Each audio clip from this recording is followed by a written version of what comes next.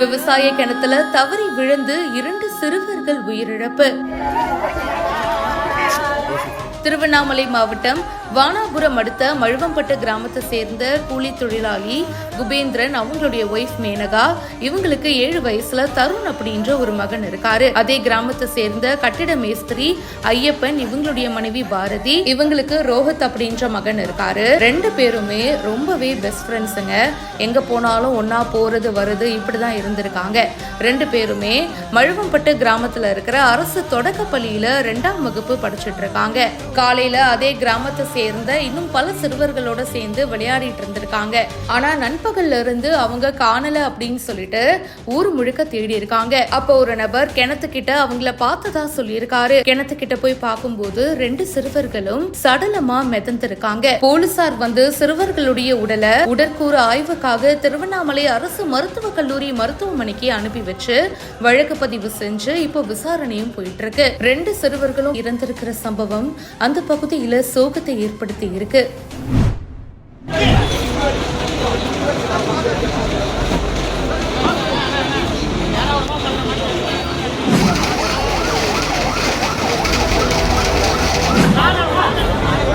வாகன நெரிசல் அதிகம் இருக்கக்கூடிய சாலையில ஆட்டோ மேல சென்னை மாநகர பேருந்து மோதின சம்பவம் பெரும் பரபரப்பை ஏற்படுத்தியிருக்கு.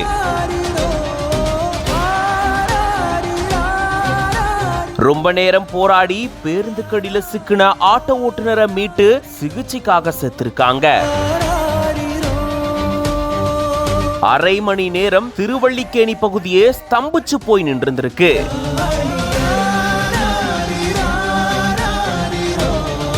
சென்னை பெரம்பூர்ல இருந்து அண்ணா சதுக்கம் நோக்கி 29A அப்படின்ற பேருந்து பயணிகளை ஏத்திட்டு வந்திருக்கு.